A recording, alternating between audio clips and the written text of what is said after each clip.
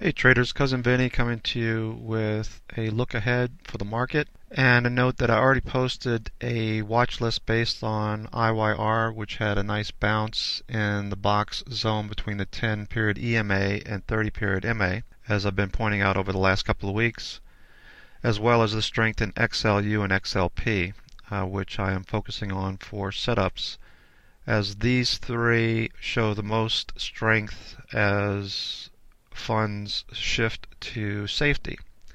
This is a chart of NYSI, the New York Stock Exchange Summation Index. We can see that we lost support here in April, beginning of April, and are continuing to move lower. The NYA had a double bounce here at highs and looks to be moving a little bit higher on Friday. And of course the NYMO, which bounced around 40 and continues to be held under zero. TLT, this being a weekly chart, we can see that we're in this descending wedge. We broke out above the channel line, or the wedge line, upper trend line, and the EMA and MA are about to cross. I'd watch this going into the week. Also note the volume on the weekly. On the daily, you can see where we are presently.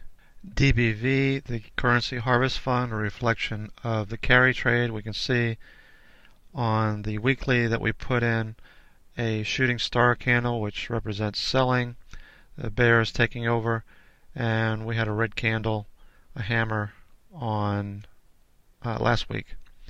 So if you're continuing to be bullish minded short term, you need to watch this bounce and move higher if you're bullish on stocks.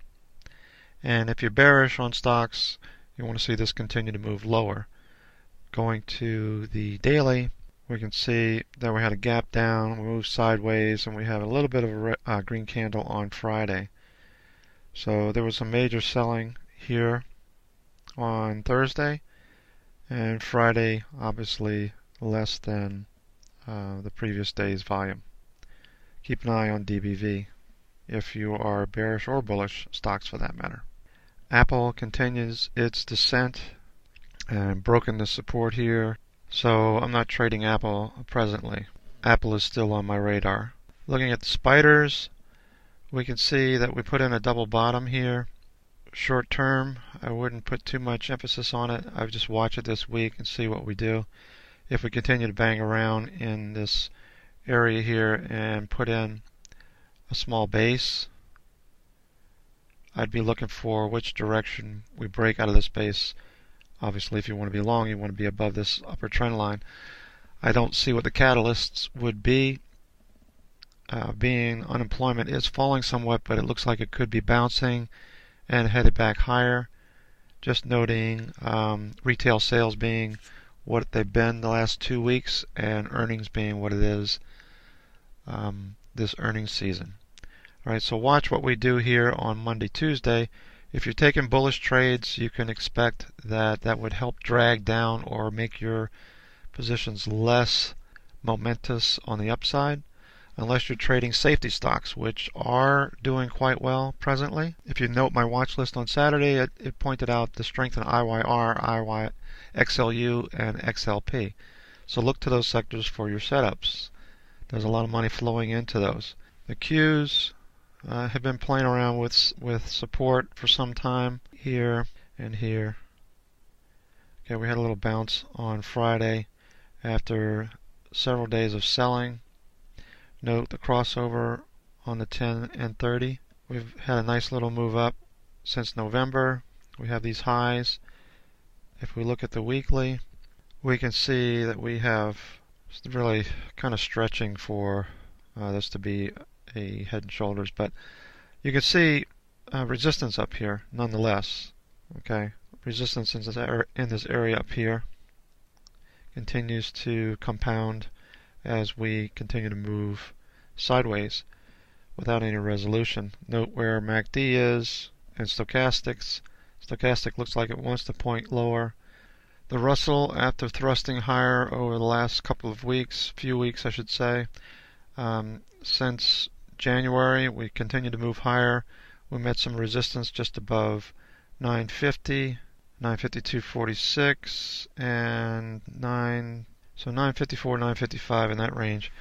We see some buying here with these tails on the weekly. Let's take a look at the daily.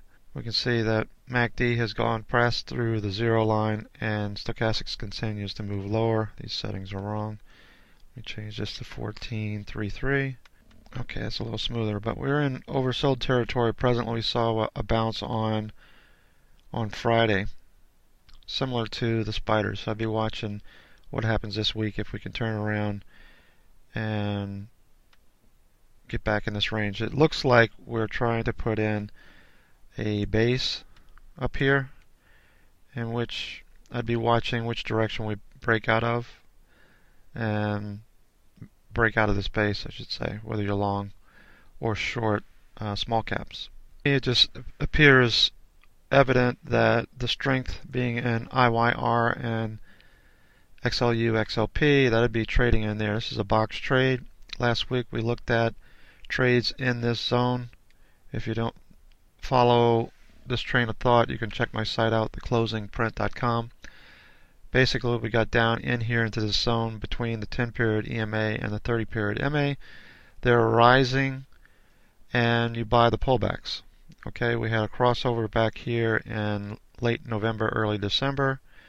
We had 1, 2, 3, 4. This is a fifth pullback. So if you've taken any trades on the IYR, you do it in a smaller increments as you would if you did it on your first pullback after a crossover. Alright, but there is still added strength, continued strength in the safety sectors. IYR isn't traditionally a safety sector, but this is getting a lot of attention. So look at XLU. You can see the strength there, and XLP, same thing. Okay, Hard Pumper noted some strength in the pharmaceutical and biotech names. GILD, Celgene. These have gotten a little away. I wouldn't be buying here. I'd be waiting for a pullback. But nonetheless, since this crossover and bounce in early January, this is our third base. So keep an eye on those. Regen. This may pull back into here. We had a crossover recently in late February, early March. This would be the second pullback, so this would be a nice one to take a look at for a box trade. Again, depending on what happens with the markets. Okay, bond stock ratio. Let's take a look at that. Note that with the iShares Barclays Aggregate Bond Fund, that the yellow line is that the AGG plotted against the SPX, and you can see that we broke down, bounced off of this area, came back, retested it, and now we're moving out of this area higher. So keep an eye on AGG as it relates to the S&P 500. Let's look at other sectors. As we mentioned with the sectors, keep an eye on IYR, which bounced. This is a nice snapshot view for you to pause and print screen if you want to keep this I like to keep these on the side for reference. I mean, in my head, I can keep track of at least 3 sectors. Let's take a look at the indices, candle glance. We can see where we are, the comp, Euro, Hang Seng, industrials, Russell, so forth. Okay, mid caps. We can see that the Japan fund is doing the best. So I've been trading indices in my 401k. Obviously, I have a couple of funds that are heavily weighted in the Japanese markets. With continued easing by the Bank of Japan, you can expect to see the same kind of rally over the next few months as the Bank of Japan continues to ease, as Bernanke did over the last couple of years. ACWI, this is All World Fund. This is the best stocks throughout the world in one indice, and you can see that we had a double bounce last week. I'd keep an eye on this as well. Spiders look pretty good. They held the 50 period. Let's take a look at the spider. I forgot to mention that the spider was on the 50 period EMA and bounced. The SMA is right in this area too, and where the RSI is. If we don't get back above 70, this would be considered a bearish failure swing, as Wilder pointed out on his RSI studies. So keep an eye on what happens with RSI. That could give you a heads up on which direction we might be heading the spider. You can see or speculate that this could be a left shoulder ahead, and that we possibly put in a right shoulder before we move lower, or bounce for that matter. So keep an eye on these things. Note the higher volume on Friday. Stochastics is getting to oversold territory. So that's what I'd be looking for during the week. Okay. I hope this helps. This is Cousin Vinny coming to you on the 21st, Sunday, with a look at the week ahead. Take care. Come check out Day Trader Bootcamp for your 2-week free trial, and come meet some of the traders in the room.